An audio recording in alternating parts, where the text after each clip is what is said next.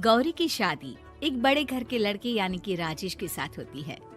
राजेश की 4 बहनें हैं और सभी अपने भाई पर जान छिड़कती है। अरे पापा, ये राजेश के लिए कैसी छोटी सी हिट की लड़की ब्याह लाए आप?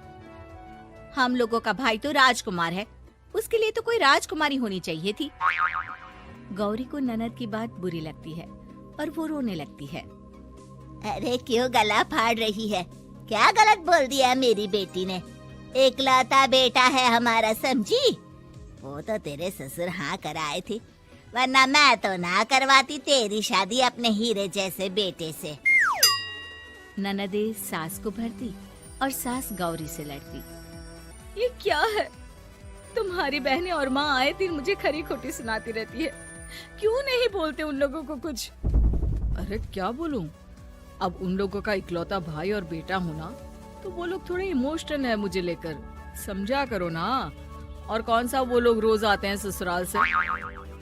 माना एक साथ नहीं आती, लेकिन रोज कोई ना कोई तो खड़ा ही रहता है ना। खैर, जैसे तैसे कुछ साल गुजरते हैं। गौरी एक प्यारे से बेटे की माँ बनती है। सुनिए, हर बात पर ससुर जी से पैसा मांगना ठीक नहीं लगता। आप कोई काम क्यों नहीं करते हैं? काम तो मैंने कभी किया ही नहीं गौरी। पापा के पास इतना पैसा है कि मुझे जरूरत ही नहीं पड़ी। लेकिन कहते हैं ना, हर दिन एक सा नहीं होता। गौरी के ससुर की मृत्यु हो जाती है और घर में गरीबी छा जाती है।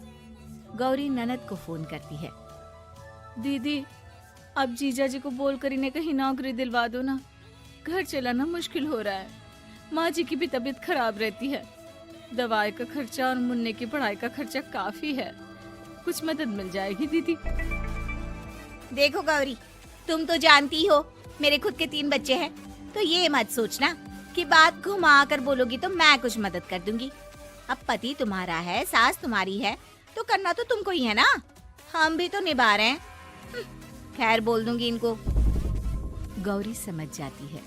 वो दूसरी ननद को फोन करती है, लेकिन वहाँ से भी उसे कुछ ऐसा ही जवाब मिलता है। अरे भाभी, हमारा भाई कैसे काम करेगा? वो तो राजकुमार है। बस आप जरा माँ का ख्याल रखो, उन्हें कोई तकलीफ मत होने देना। बाकी करते हैं बात आराम से। गौरी के सामने संकट आ जाता है कि वो कैसे अपना परिवार चलाए।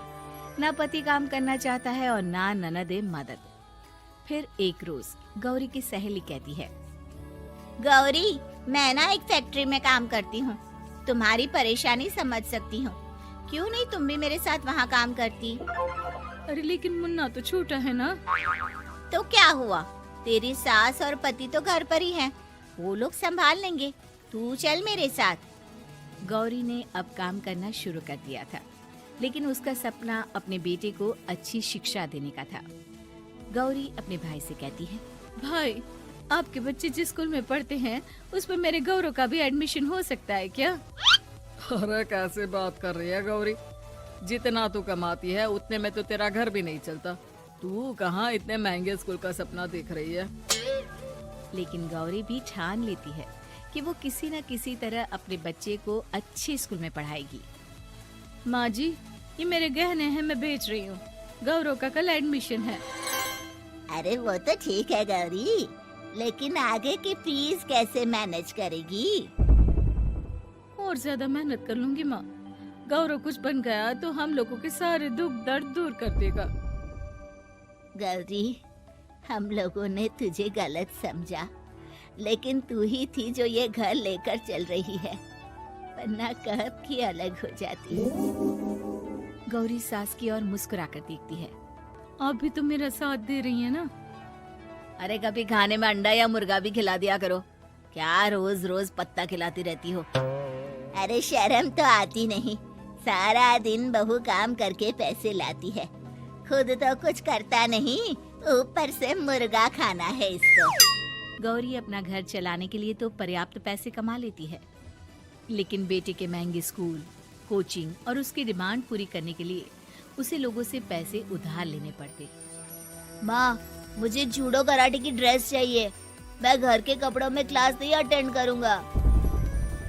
और क्या, बिल्कुल, घर की भी कोई ड्रेस होती है क्या? मैं कल ही ला दूंगी। हाँ बच्चा, तू बस मन लगाकर पढ़ाई किया कर। उसके जाने के बाद कहाँ से लाएगी पैसे ड्रेस के? माँ वो पास वाली चाची से कुछ पैसे उधार लूंगी। अरे सभी से तो उधार ले चुकी है तू। कर्जा इतना चढ़ा लिया है कि पूरा जीवन भी कमाएगी तो उतार नहीं पाएगी। अरे माँ जी, गौरव कुछ बन जाए तो मुझे कमाने की क्या जरूरत, फिर तो मैं बस रानी बनकर राज करूंगी। एक दिन गौरव कहता है, माँ मेरी नौकरी लग गई है, वो भी अच्छे पैसों में। अब हम लोगों के बुरे और दुख के दिन जल्दी खत्म हो जाएंगे। गौरी की खुशी का ठिकाना नहीं होता।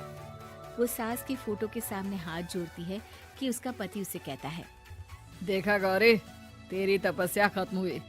इतने सालों से जो तू फैक्ट्री में नौकरी कर रही है, अब तू आराम कर सकती है।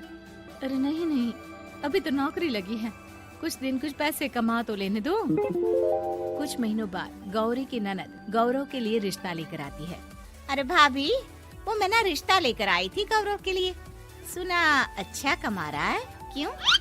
देखा मेरी बहन कितनी अच्छी है, कितना सोचती है हम लोगों के लिए। गौरी कुछ नहीं कहती, लेकिन उसका मन नहीं होता है कि वो बेटी की शादी इतनी जल्दी कर दे। हाँ वो तो ठीक है, लेकिन अभी कुछ कर्जा है जिसे उतारना है। तो क्या हो गया, शादी के बाद भी उतार लेगा। कम से कम एक लड़की आ जाएगी तो आराम रहेगा। गौरी लोगों के प्रेशर में आकर बेटे की शादी कर देती है और शादी के बाद एक दिन जब अपनी फैक्ट्री में जाती है। मैनेजर साहब, कैसे इस फैक्ट्री में 22 साल काम कर लिया पता ही नहीं चला। अब तो बेटा सेटल हो चुका है, नौकरी की जरूरत नहीं है। लेकिन आप सभी का शुक्रिया। गौरी बहन, बहुत मेहनत की तुमने जीवन में, अब भगवान कोई मुश्किल ना दे। गौरी घर आती है, लेकिन दरवाजे के बाहर से ही उसे बहू और बेटे की आवाज सुनाई देती है।